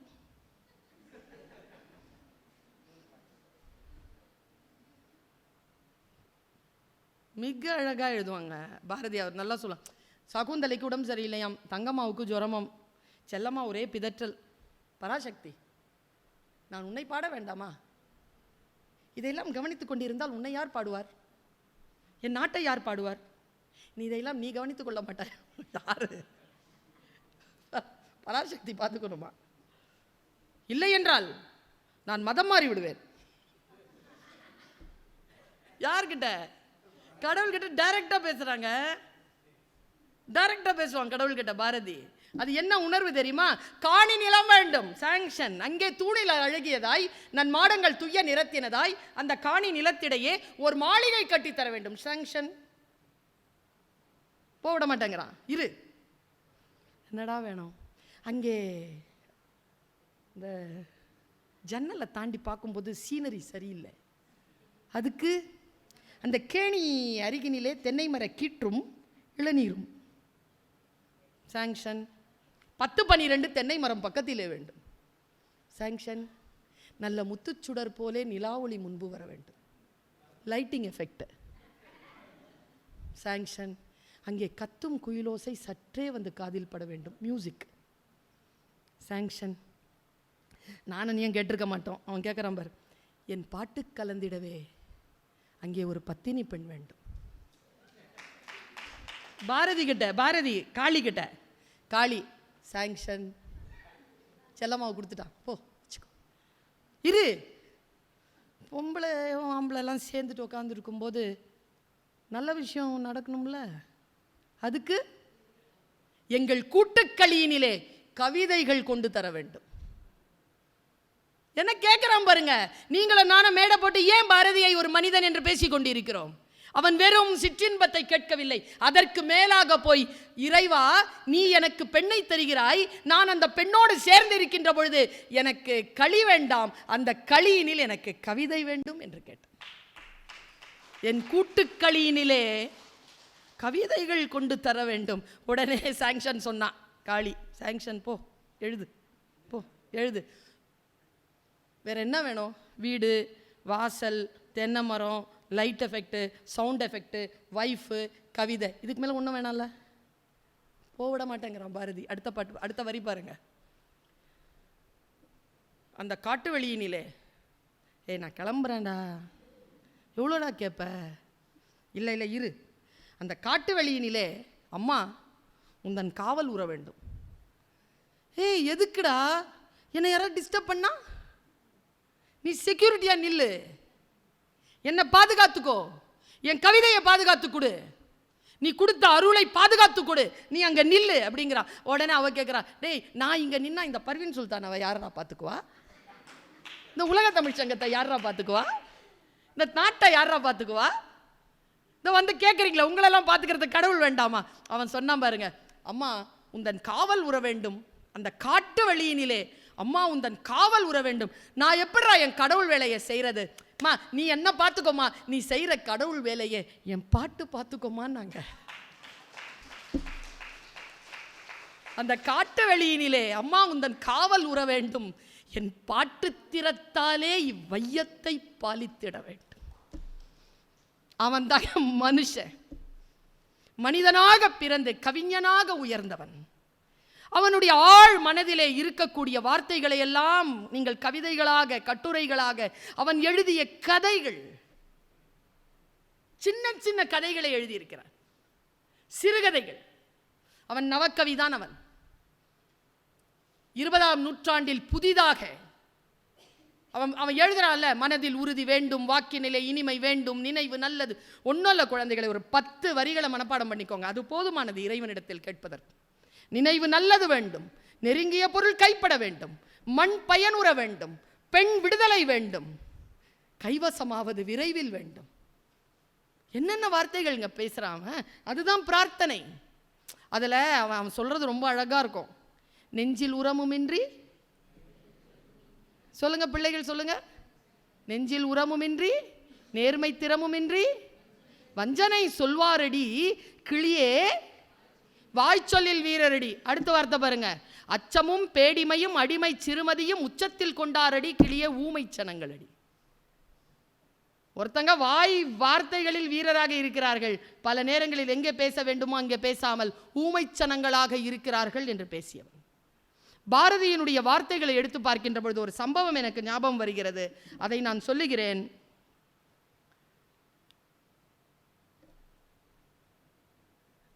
பாரதிதாசனார் பாரதியாரின் வீட்டுக்கு வர்றார். சரியா? செல்லம்மா இல்லை ஊரில். அவருக்கு நைட்டில் பால் குடிச்சிட்டு தூங்குற பழக்கமா. 2 பேரும் சேர்ந்து, அதெல்லாம் ஒரு காலத்தில் அப்படி இருக்கோங்க. பாப்பா அடுப்பில் காய்ச்சி தான் குடிப்பாங்க. சரியா? பெரியவர்களை பற்றி பேசுகின்ற பொழுது, நினைந்தும் பிறன்கேடு சூழற்க சூழின் அறம் சூழும் சூழ்ந்தவர் கேடு. அடிப்படையில் மனதில் கூட நம்முடைய தாத்தா பாட்டியான மூதாதையர்களை பற்றி பேசுகின்ற பொழுது மனதிலே ஒரு சிறிய தவறான எண்ணத்தையும் கொண்டு வராது இருத்தல் தவம். உன் வயதில் எனக்கு உன்னை போன்ற சிந்தனைகள் வந்திருக்காதா? ஆனால் நான் அதை வெளிப்படுத்தாமல் இருந்தேன் என்பதுதான் இந்த சொல்வன்மைக்கு காரணம். உனக்கு சொல்லுகிறேன், கவனம். என்னுடைய தாயார், நான் இன்றைக்கு இவ்வளவு கால் கடுக்க நிற்கிறேன், 1 மணி நேரம் 2 மணி நேரம் நிற்கிறேன், ஒவ்வொரு நாளும் 8 மணி நேரம் பயணம் செய்கிறேன் என்றார். என் தாய் எனக்கு நான் 15 வயது ஆகின்ற வரைக்கும் இரவிலே பால் காய்த்து ஒரு டம்ளரில் கொடுப்பாங்க. எவ்வளவு வறுமையாக இருந்தாலும் கொடுப்பாங்க. என் தாய் எனக்கு கொடுத்தது போல் பாரதிக்கு அந்த பழக்கம் இருந்தது. ஆனால் அவனுக்கு பால் காய்ச்சி குடிக்க தெரியாது. பாரதிதாசன் வந்திருக்கார். 2 பேருமே, அது தலைவருக்கும் தெரியாது பால் காய்ச்ச. யாரு? பாரதிதாசனுக்கும் தெரியாது. உடனே என்ன பண்ணியிருக்காங்க, 2 பேரும் சேர்ந்து முயற்சி பண்ணியிருக்காங்க. புகையாக இருந்திருக்கு, அடுப்பு பற்ற வைக்கவே முடியல. பாரதிதாசனார் சொன்னாரா, என்ன ஓய் பண்ணுறது ஐயரே, நீங்கள் மேலே போய் நீங்கள் என்னுடைய அறையில் படுத்துக்கொள்ளுங்கள், நான் முயற்சி செய்து ஒருவேளை பால் காய்ந்து விட்டால் உங்களை எழுப்பி தருகிறேன், நீங்கள் போங்கள். பாரதிதாசனார் எழுதுறாரு இதை. நேரம் மேலே போய் தலைவர் தூங்கிட்டார். பாரதிதாசன் கீழே காலையில் 6:30 மணிக்கு எழுந்திரிச்சு கீழே வராரு. அரை முழுக்க புகை. ரொம்ப முயற்சி பண்ணியிருக்கான் அடுப்பு பற்ற வைக்கிறதுக்கு. ஆனாலும் அடுப்பு பற்ற வச்சு பால் காய்ச்சிட்டான். டம்ளரில் பால் போட்டு குடிச்சிட்டு, குடித்த பால் மிச்சம் இருக்குல்ல, அதுக்கு கீழே ஒரு பேப்பர் வச்சுருக்கான். அந்த பேப்பரில் அந்த பால் குடிச்சிட்டு அவன் எழுதின கவிதை இருக்குது. அப்போ அவன் எழுதின கவிதை தான், பெண்மை வாழ்க என்று கூத்திடுவோமடா, பெண்மை வெல்க என்று கூத்திடுவோம். நம்ம வீட்டில் இருக்கிற அப்பா அண்ணன்மார்கள்லாம் டெய்லி எழுதணும், இதை டெய்லி எழுதும். எனக்கு இது தெரியாது என்று சொல்லுவது புகழாக நினைக்கிறார்கள். ஆனால் அவன் அதை அடுத்தவர்களுக்கான, பெண்களுக்கான புகழாக மாற்றியவன். இன்னும் ஒரு விஷயம் சொல்லுகிறேன். நீலகண்ட சாஸ்திரி வறுமை. ஒரு நாள் இப்படி வராறாங்க, முகத்தை மூடிக்கிட்டு அவர் வீட்டுக்கு. ஏதாவது சாப்பிட வேணும்னு சொல்லிட்டு இப்படி நிற்கிறாராம். அந்த 7 மணி அந்த இரவு நேரத்தில் ஆள் தெரிஞ்ச மாதிரி இருக்குதுன்னு சொல்லிட்டு இப்படி விலைக்கு பார்த்தா நீலகண்ட சாஸ்திரி பசியில் தன்னுடைய வாசலுக்கு வந்த, அப்போதான் ஜெயிலுக்கு போயிட்டு வந்திருக்காரு. பசியில் வந்த நீலகண்ட சாஸ்திரியை அணைத்து கொண்டு பாரதி எழுதிய அந்த வரிதான், தனி ஒருவனுக்கு உணவில்லை எனில் இச்சகத்தினை அழித்திடுவோம்னு எழுதணும். பாரதியினுடைய வாழ்க்கையெல்லாம் வாசிக்கின்ற பொழுது, என்னுடைய தகப்பனுடைய வாழ்க்கையை நான் வாசிக்கின்ற பொழுது, அவர் எனக்காக கஷ்டப்பட்டார். என் தாய்க்காக, என்னுடன் பிறந்தவர்களுக்காக, என் தகப்பனாருக்காக. அவர் ஒரு கவிஞர் தான். ஆனால் அவர் கஷ்டமெல்லாம் அவர் குடும்பத்துக்காக. ஆனால் பாரதி பட்ட கஷ்டம் இருக்குல்ல, அது உலகத்தில் வாழ்கின்ற அனைத்து மக்களுக்காக என்று யோசித்து அவன் எழுதினான். தன் பிள்ளைகளுக்கு, தன்னுடைய மனைவிக்கு என்று அவன் பெரிதாக எதுவும் செய்ததில்லை. அதை எதிர்பார்க்கின்ற வாழ்க்கை முறையும் அவனுக்கு அமைந்ததில்லை. ஆனாலும் அவன் இந்த உலகத்தில் மற்றவர்களால் வியந்து பார்ப்பதற்கான வார்த்தைகளை தந்துவிட்டு போயிருக்கிறான். பாரதியினுடைய ஒவ்வொரு தேசபக்தி பாடலாகட்டும், அவனுடைய தெய்வ பக்தி பாடலாகட்டும், அவர் எழுதிய ஒரு சிறிய சிறிய விஷயங்கள், குழந்தைகளை நான் இப்படி சொல்கிறேன், நீங்கள் தனிப்பட்ட முறையில் வளர வேண்டும் என்று முடிவு செய்து விட்டால் உங்களுக்குள்ளாக ஒரு நெருப்பை ஏற்படுத்திக் கொள்ளுங்கள். அதை அணையாமல் பாதுகாத்துக் கொள்ளுங்கள். அது ஒரு பெரிய வைராக்கியம். அது எனக்கு தெரிந்து பாரதியிடத்தில் அந்த வைராக்கியம் இருந்தது. அவன் உடல் அதை தாங்கவில்லை. அவன் எதிலையுமே காம்ப்ரமைஸ் பண்ணிக்கவே இல்லைங்க. அவன் உடன்படவே இல்லை. அவன் பாஞ்சாலி சபதம் என்கின்ற ஒரு புத்தகத்தை நான் வெளியிடுகிறேன், நீங்கள் 25 காசுகள் அனுப்பி அதற்கு ஆதரவு தாருங்கள் என்று அவன் எழுதிய பத்திரிகையில் வந்த அந்த செய்தியை பார்க்கின்ற பொழுது கண்ணீர் வருகிறது. 6 ரூபாய் இருந்தால் போதும், நான் அதை வெளியிட்டு விடுவேன், நீங்கள் 25 காசு தரமாட்டீர்களா என்று கேட்கிறார். எழுத்துக்கள் அவன் எழுதி எழுதி எழுதி அவருடைய எழுத்துக்களை எல்லாம் பார்க்கின்ற பொழுது, அவன் செய்த புரட்சிகளை பார்க்கின்ற பொழுது, கழுதையை எடுத்துக்கொண்டு அவன் வீதியில் நடந்ததாகட்டும், செல்லம்மாவின் தோளில் கை போட்டுக்கொண்டு வீதியிலே நடந்ததாகட்டும், அவர் யாரோ ஒரு பிற்படுத்தப்பட்ட தாழ்த்தப்பட்ட ஒருவரை அழைத்து அவருக்கு பூநூல், கனகலிங்கத்திற்கு பூநூல் மாட்டியதாக இருக்கட்டும், அவர் ஏதோ ஒன்றை செய்து கொண்டே இருந்திருக்கிறார். நான் இப்படி சொல்றேன் உங்களுக்கு, எங்கேயும் ஒரு ஆசிரியரிடத்தில் சிக்கிக்கொள்ளாதீர்கள். அவருடைய தாட்ஸ் ஆஃப் இதிலேயே வாழ்ந்துட்டு போயிருவீங்க. தந்தை பெரியார் சொல்லுவார், புத்தன் சொல்லுவான் இந்த வார்த்தையை, தந்தை பெரியார் அப்படியே அதை சொல்வார். புத்தன் காட்டிய வழியில் நடக்க ஒட்டாதபடிக்கு புத்தன் வந்தால் நீ அந்த புத்தனை கொலை செய்யலாம். தந்தை பெரியார் சொல்லுகிறார், நான் சொல்லுகின்ற வார்த்தையை மறுத்து நீ ஒரு வார்த்தையை சொல், அது ஏற்புடையதாக இருந்தால் நான் உன் வழி நடக்கிறேன் என்கிறார். இந்த ஓப்பன் அப் இருக்குல்ல, இது திறந்த வெளி. இந்த திறந்த வெளியை பற்றிய ஒரு செய்தியை மட்டும் சொல்லிவிட்டு நான் நிறுத்துகிறேன். என் வாழ்க்கையில் பல பெரியவர்களிடத்தில் நான் சிறிய வயதில் இருந்தே அவர்களை அன்னார்ந்து பார்த்து அவர்களுடன் நடக்கக்கூடிய ஒரு வாய்ப்பு பெற்றவள். இன்னைக்கு இருக்கிற ஜெனரேஷனுக்கு அந்த வாய்ப்பு இல்லை. ஏன் தெரியுமா? நீங்கள் பெரியவர்கள் யாரையும் உங்களுடன் சேர்த்து கொள்வதே இல்லை. அது ஒரு பிரச்சனை. நாங்கள் பெரியவர்களுடன் இருந்தோம், நீங்கள் பெரியவர்களுடன் கூட இல்லை. பெரியவர்களை உங்களுடன் சேர்த்து கொள்வதில் நீங்கள் யூ ஆர் ரிலக்டன்ட். நீங்கள் ரொம்ப ரெசிஸ்ட் பண்றீங்க. ஒரு பெரியவர்களிடத்தில் பேசுவதில் நீங்கள் தயங்குகிறீர்கள், நீங்கள் அதை விரும்புவதே இல்லை. இந்த தலைமுறைக்கு ஏன் பாரதியை நான் சொல்கிறேன் என்றால், பெரியவர்களிடத்தில் விரும்பி போய் உட்கார்ந்து அவர்களுடைய பேச்சை கேட்க தொடங்குங்கள். ஒரு பெரியவரிடத்தில் பேசுவது ஒரு நூலகத்திற்குள் நுழைந்து ஒரு நூலை வாசிப்பது போல. அவர்களுடைய மிகப்பெரிய விஷயங்கள் உங்களுக்கு வந்து சேரும். அதில் என்ன பிரச்சனை தெரியுமா? 60% உங்களுக்கு ஒவ்வாததா இருக்கும், ஆனால் 40% உங்களுக்கு ரொம்ப தேவையாக இருக்கும். 60% அதை கேட்கக்கூடிய ஆற்றல் பெறுங்க, 40 வந்து சேரும். தெரியும்ல உங்களுக்கு, கடல்ல இருந்து மீன் பிடிப்பாங்க ஜப்பான் நாட்டில். எனக்கு ஒரு தோழி இருந்தா, ஜப்பான் நாட்டில் வந்த பொண்ணு, ஆஸ்திரேலியாவில் இலங்கையில் ஒரு அறிவிப்பாளர். அவரை திருமணம் செய்து கொண்டு அங்கே இருக்கா, ஆஸ்திரேலியாவில் இருக்கா. நான் ஆஸ்திரேலியாவை போகும்போது அந்த பெண்ணை பார்த்தேன். புரியுதா உங்களுக்கு? 4 நாடு சொல்லிட்டேன் அதுக்குள்ளே கடகடன்னு. நான் இந்தியாவிலேருந்து போனேன், அவர் வந்து இலங்கை, அந்த அம்மா ஜப்பான், 2 பேரும் இருக்கிறது ஆஸ்திரேலியா.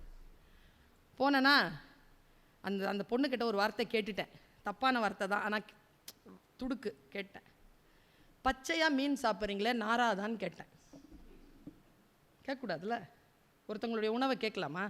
ஒருத்தவங்களுடைய உடலை வந்து இனி இப்படி குண்டாக இருக்கிற ஒல்லியாக இருக்கிற சொல்லக்கூடாதுல்ல, பாடி ஷேமிங். அந்த மாதிரி உணவையும் சொல்லக்கூடாது. அந்த நாகரிகம் எனக்கு அப்போ தெரியலை. அந்த அம்மா சொல்லிச்சு பாரு ஒரு வார்த்தை, பல்லார்னு அரைஞ்ச மாதிரி இருந்தது. அது நாரத்துக்குள்ளே நாங்கள் சாப்பிட்ருவோம்ச்சு. நம்மெல்லாம் அதை வந்து பிடிச்சி வீட்டுக்கு கொண்டு வந்து கழுவி முடித்து எல்லாத்தையும் பண்ணுறதுக்குள்ளே அது நாரி போயிடும். அவங்க ஃப்ரெஷ்ஷாக, அதனால தான் உயிருள்ள மீனுன்னு பேர். அதுக்கு செத்து தான் போயிருக்கோம், ஆனால் அது தொட்டு பார்த்திங்கன்னா அந்த சூடு தனியாமல் இருக்கும்போது தான் அவங்கெல்லாம் சாப்பிடுவாங்க. சூடு தனியக்கூடாது அவங்களுக்கு, அந்த தொட்டு பார்ப்பாங்க, சூடு தனியாமல் இருந்தால் சாப்பிடுவாங்க. ஆனால் கடல்லேருந்து வெளியில் கொண்டு வரத்துக்குள்ளே அது சில்லுன்னு ஆகிடுது. அதனால் ஜப்பானில் யாரும் அந்த கடற்கரையில் மீன் வாங்குறதுக்கு யோசிக்கிறாங்க. விலை ரொம்ப கீழே போகுதுன்னு ஒரு மீனவர் ஒரு சூப்பரான விஷயத்தை யோசித்தார். என்ன பண்ணார்? உயிரோடு கொண்டு வந்துடுவோம், பிடிச்சிட்டு இங்கே வந்து விற்றுக்கலாம் அப்படின்ட்டு கடல்ல இருந்து எடுத்து அந்த பேரலில் போட்டு கொண்டு வந்தார் பாருங்க. பேரல் எல்லாம் செத்துருச்சு. ஏன்னா நீந்தி பழக்கம்ல அதுக்கு, அந்த பேரலில் அதனால் வாழ முடியல, வர்றதுக்குள்ளே செத்துருச்சு.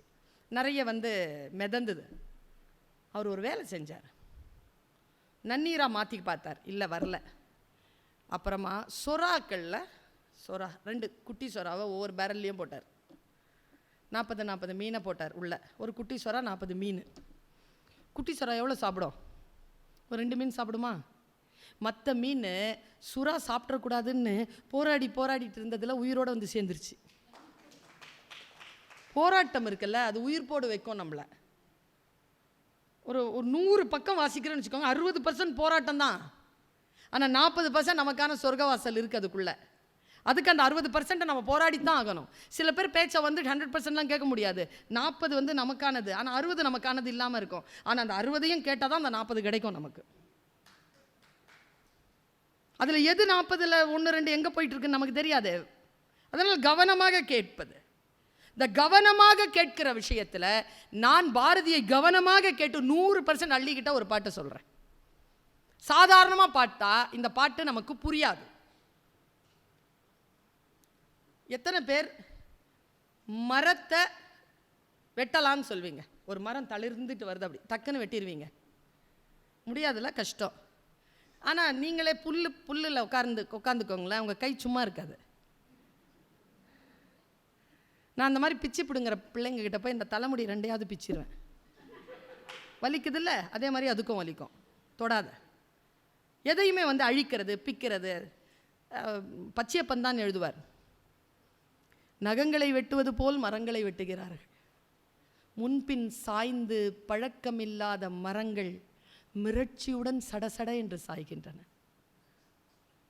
அப்படிம்பார். அப்படியே கொலை நடுங்கிறோம் பாருங்க. சிவகாசி தீப்பெட்டியை திறந்து பார்த்தேன், ஐயோ எத்தனை பிஞ்சு விரல்கள். மரம் இருக்குல்ல, நம்மளோட அது பேசும். பாரதி ஒரு பாட்டு எழுதுறான். பாரதிக்கு ஒரு நெருப்பு துண்டு கிடச்சிருச்சு. அதை நேராக கொண்டு போய் காட்டில் ஒரு பொந்து இருந்தது, காய்ந்த மரம். அதில் ஒரு பொந்தில் வச்சுட்டான். என்ன ஆகும்? பத்தி எரியுது, காடே அழிஞ்சிருச்சு. வெட்ட வெளி. எப்படி ஒரு பாட்டு மனப்பாடமாக தெரியும் நமக்கு அந்த பாட்டு. அக்கினி குஞ்சொன்று கண்டேன், அதை யாங்கோர் காட்டினில் பொந்திடை வைத்தேன், வெந்து தணிந்தது காடு. பின்னால் இருக்கிறது தான் கவிதை. தழல் வீரத்தில் குஞ்சென்றும் மூப்பென்றும் உண்டோ, தத்தரிகிட தத்தரிகிட தத்தோம். அப்படி முடிஞ்சிருக்கும் அந்த பாட்டு. நான் இதை எங்கள் குருநாதர்கிட்ட கேட்டேன். எங்கள் குருநாதர் சொன்னார், அவர் சொன்ன மாதிரியான விளக்கத்தில் பாரதி எழுதினான்னு எனக்கு தெரியல. பாரதி எந்த விளக்கத்தில் சொன்னான்னு எனக்கு தெரியலை. வீரம்னு சிந்தனைன்னு வந்துருச்சுன்னு வச்சுக்கோயே, அதில் சீனியர் ஜூனியர்லாம் கிடையாது. இல்லை, சின்ன பிள்ளை பெரிய சிந்தனை தான். அது யார் சொன்னாலும் சிந்தனை தான். பாருங்க, அக்கினி குஞ்சு என்பது ஒரு சிந்தனை. அதை இந்த காடு இருக்குல்ல, இந்த காட்டில் இருக்கக்கூடிய மெயின் ப்ராப்ளம் என்ன தெரியுமா? we have learned so many things. நாம் பல விஷயங்களை கற்று வைத்திருக்கிறோம். if we unlearn it, we cannot learn anything new. நாம் ஏற்கனவே கற்றலை அழிக்காமல் அந்த புதிய கற்றல் உள்ளே போய் உட்காராது. என்ன செய்யணும்னா, ஏதேனும் ஒரு விஷயம் கற்றுக்கொள்கிறோம் என்றால் பிளைனாக போய் உட்காரணும். எனக்கு எதுவும் தெரியாதுன்னு உட்காந்திங்கன்னா தெரிஞ்சுக்கலாம், எனக்கு எல்லாம் தெரியும்னு உட்காந்திங்கன்னா ஒன்றும் தெரிஞ்சுக்க முடியாது. பாரதி என்ன செய்கிறான்? அந்த சிந்தனையை கொண்டு போய் அந்த நிறைய காடு மண்டி கிடக்கிற அந்த காட்டில் வச்சுட்டான். புதர் அறியாமை என்கின்ற புதர் மண்டி இருக்கின்ற காட்டில் அவன் வைத்த தீ அந்த புதரை அழித்தது. வெட்ட வெளி தெரிந்தது. வெட்ட வெளியில் நின்று அவன் கூத்திடுகிறான், தத்தரிகிட தத்தரிகிட தத்துவம். நீ அன்லேர்ன் பண்ணி பாரு. சில விஷயங்கள் எனக்கு இப்படித்தான் இல்லை, வேறு சில விஷயங்கள் வந்து கொண்டே இருக்கின்றன. அந்த புதுமையை ஏற்றுக்கொள்ளுதல், புதுமையை முயற்சி செய்து மரபை காத்து தேவையற்றவற்றை அழித்து புதிய விஷயங்களை தூக்கி நிறுத்துகின்ற பொழுது அந்த ஒரு வெட்டவெளி தெரியும் பாருங்க. நான் சிதம்பரத்துக்கு போயிருந்தேன், அங்கே அப்படி தான் செஞ்சாங்க. திறந்து காட்டி மூடிட்டாங்க. சிதம்பர ரகசியம் என்னடான்னு பார்த்தா வெட்டவெளி. அந்த வெளியைத்தான் பாரதி சொல்கிறான். சிதம்பரத்தில் நாம் போய் பார்க்கின்ற அந்த வெளியை, அந்த பொன்னம்பலத்தின் வெளியை பாரதி சொல்கிறான். நீங்கள் புதிதாக விஷயங்களை கற்றுக்கொண்டே இருங்கள். பழைய விஷயங்களுக்கு பல நேரங்களில் புதுமை செய்து கொள்வதற்கான முயற்சியில் ஈடுபடுங்கள். பாரதி என்கின்ற ஒரு மனிதன் நாம் வாழ்ந்த இந்த பூமியில் வாழ்ந்தான். நான் இப்பொழுது சுவாசித்துக் கொண்டிருக்கக்கூடிய அந்த சுவாசத்தை அவன் சுவாசித்தான். நான் இப்பொழுது பார்த்து கொண்டிருக்கக்கூடிய மலைகளை அவனும் பார்த்தான். நான் கால்கள் நனைக்கக்கூடிய அந்த கடலில் அவன் கால்களும் பட்டிருக்கின்றன. நாம் வாழ்ந்த இந்த பூமியில் என்றும் மாறாத இளமையுடன் பாரு, அவன் மீசையில கூட வெள்ளை இல்லை, அவன் கண்ணாடியே போடல, அவனுக்கு வெள்ளை எழுத்தே வரல, வெள்ளையை அவன் விரும்பியதே இல்லை. அதனால்தான் வெள்ளைக்காரர்களை எதிர்த்து குரல் கொடுத்து கொண்டே இருந்தான். அப்படியே இறந்து போன அந்த பாரதியை இப்பொழுது பார்த்தாலும் அந்த இளமையான பாரதி தான். 39 வயது. அவன் இன்னும் அந்த இளமை கடந்த 40 வயசுக்குள்ளே போகலை. அவன் ஒரு இளம் கவி, அவன் ஒரு புதுமை கவி. பல புரட்சியான எண்ணங்களை தன்னுடைய வார்த்தைகளில் யோசிக்கவே முடியாத காலங்களில் கூட விதைத்தவன். ஆடுவோமே பள்ளு பாடுவோமே, ஆனந்த சுதந்திரம் அடைந்து விட்டோம் என்று 25 ஆண்டுகளுக்கு முன்னால் பாடியவன். 25 ஆண்டுகளுக்கு பிறகுதான் சுதந்திரம் வரப்போகிறது. அவன் 25 ஆண்டுகளுக்கு முன்னாலேயே பாடினான். அவனுடைய எழுத்துக்களில் இருக்கக்கூடிய அந்த கம்பீரம், எழுத்துக்களில் தெரிக்கக்கூடிய அந்த அக்கினி, எழுத்துக்களில் அவன் பொழிகின்ற பெருங்கருணை, பேரன்பு, இதையெல்லாம் கண்ணீரோடு தான் நான் வாசிக்கிறேன். உள்ளுக்குள் நான் எழுச்சி பெறுகிறேன். இந்த மனிதனை புரிந்து கொண்டு அவன் வார்த்தைகளை உங்களுடைய வாழ்க்கையில் ஒரு சிறு விரலை, அவன் விரலை பிடித்து கொள்ளுகின்ற எத்தனையோ பேர் என்னிடத்தில் சொல்லியிருக்கிறார்கள், அம்மா உங்களுடைய பேச்சை கேட்டு நாங்கள் கீழே விழுகின்ற பொழுதெல்லாம் எழுகிறோம் என்று. நான் கீழே விழுகின்ற பொழுதெல்லாம் என்னை எழுப்புவது நிச்சயம் பாரதி கவிதைகள் தான் என்று சொல்லிவிட்டு இந்த வாய்ப்பிற்காக நன்றி கூறி எல்லோரையும் வாழ்த்தி இடம் சார்கிறேன். நன்றி, வணக்கம்.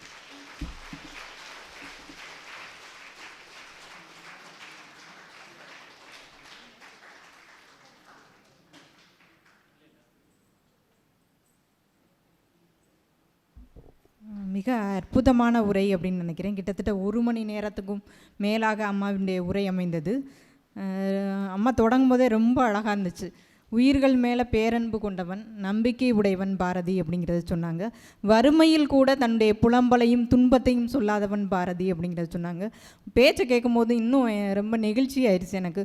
ஏன்னா பாரதின்னா அவ்வளவு பிடிக்கும்.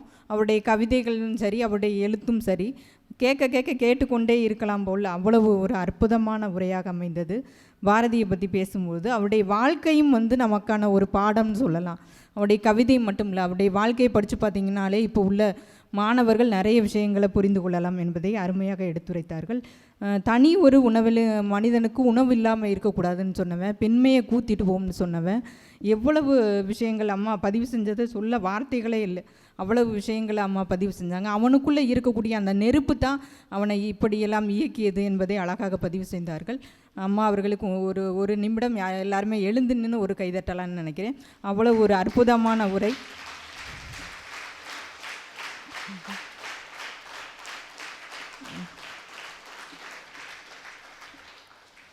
மிக்க நன்றி.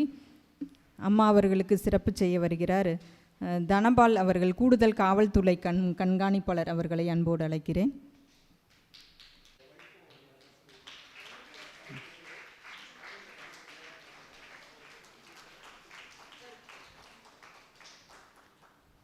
திருமதி விசாலாட்சி செவிலியர் அம்மா அவர்கள் சிறப்பு செய்ய விரும்புகிறார். வாங்கம்மா.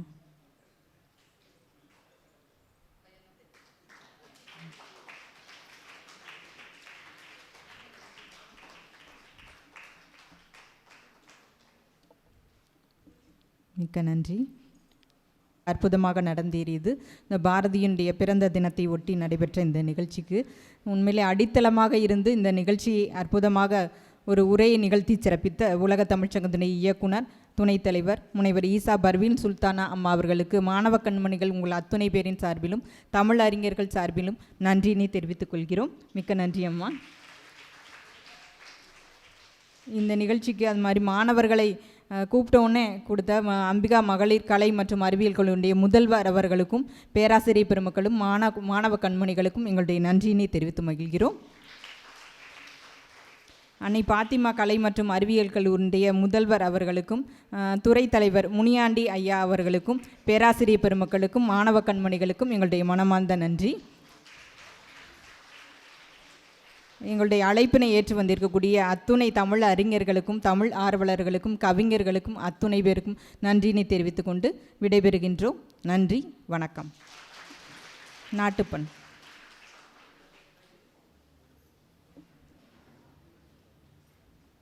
ஜனகண மன அதிநாயக ஜெயகே பாரத பாக்ய விதாதா பஞ்சாப சிந்து குஜராட்ட மராட்டா திராவிட உத்கல வங்கா விந்த ஹிமாச்சல யமுனா கங்கா உச்சல ஜலசித ரங்கா தப சுப நாமே ஜாகே दब सुब आशीष मागे गागे दब जय गादा जनगण मंगलदायक जय गे भारत भाग्य विदाता जय गे जय गे जय गे जय जय जय जय गे